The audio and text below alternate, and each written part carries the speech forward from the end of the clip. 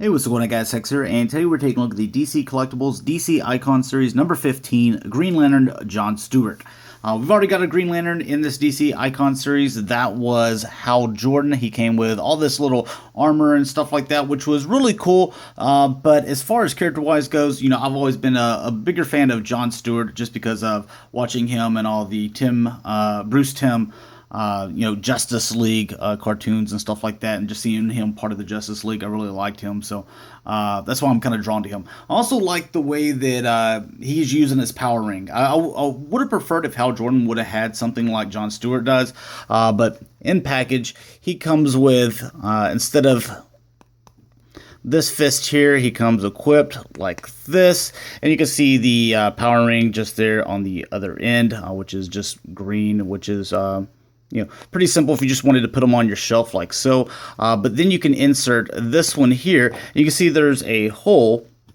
So you have these three different power effects. The one that I had them displayed with, this one here, which let me let you see all of them kind of up close before we start putting them in. All right, so you can see the hole right here. The power effect, this would go over his fist. You can see it kind of goes out to the left, right, and they're all different, so I like that. It's kind of random, so that's pretty cool. The next one here, it looks like it's just a blaster. It's kind of a little double blast there, and they're all translucent green, so it just looks really awesome looking. And then you have this one here.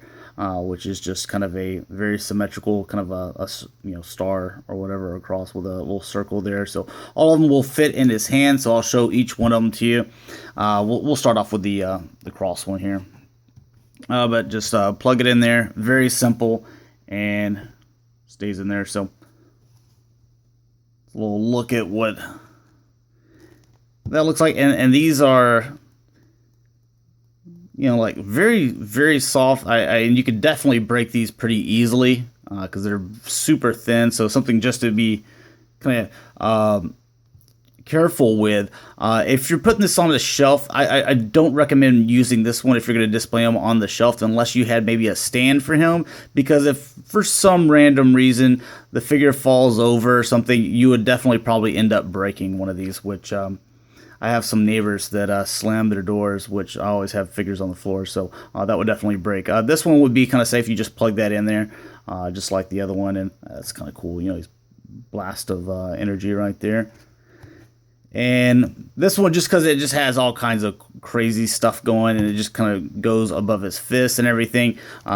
This is the way that I'm going to display him. I think that looks really awesome. So, and he's getting the energy or whatever from his lantern. So we'll take a look at that, his other accessories as well. So just like Hal Jordan, I mean, obviously he's got to have his lantern. So the inside is just translucent there, green.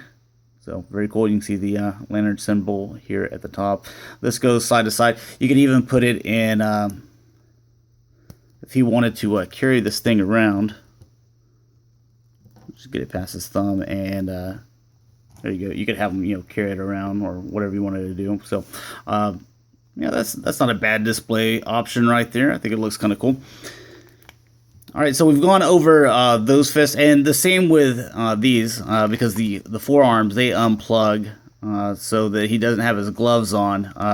You wouldn't just take the fist off. You would put on this forearm as well, so you could have it like that if you wanted to. So, but this is definitely the way that I'm going to do mine. So whenever you get yours, or if you decide to, then you can display yours however you want. But let's go ahead and take this out. Let's get into the articulation with this guy. It's pretty standard with these DC icons. Joker was lacking a little bit just because of the trench coat and stuff like that. So he has a little bit more here. But first off, starting with the face sculpt. And he's got these brown eyes. You can see the white next to the eyes are on both sides, the left and the right, so it looks really good. The like eyebrows there, the very short cropped hair, looks really good. Then when we come around here, with the chest, I mean, I got a little bit of green there, but that's not going to bother me. The white looks clean, the green looks clean.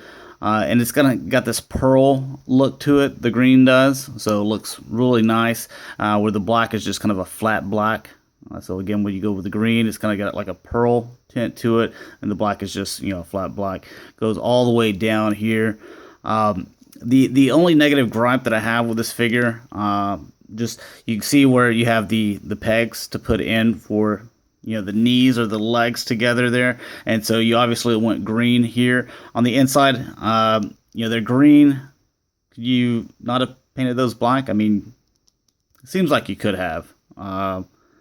Wouldn't have been that much, so hit that with a little bit of black. But if it was a choice on whether, hey, we're going to do it both sides green or both sides black, I'm glad they went this way. That way the, you know, the outside that you normally see is just all green. So just, you know, something very minor, just something kind of nitpicky, but thought I'd let you guys know about it.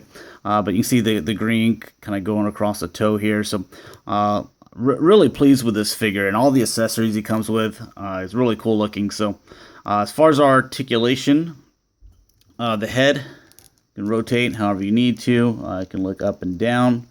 Not really up so much, but more straight ahead. He's got a slight tilt up, but with the arms, they go in and out about thus far. They rotate however you need there. You have the bicep cut. You also have the double joints there, which basically just give you a 90-degree bend. You have the forearms, which rotate. You have the wrists that rotate, that goes left to right as well. Then you have this mid-cut section, which most of the Icon series figures do. Those are green up in there. I guess that doesn't bother me that much, but right here, the mid-cut, Joker didn't have this, but you can rotate this a little bit. So you can see there's some movement in there.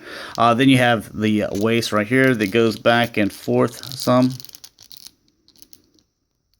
No waist cut, but then you have the legs. You can see that they're really nice where the legs are like nice up in there, kind of like I was pointing out with the Joker.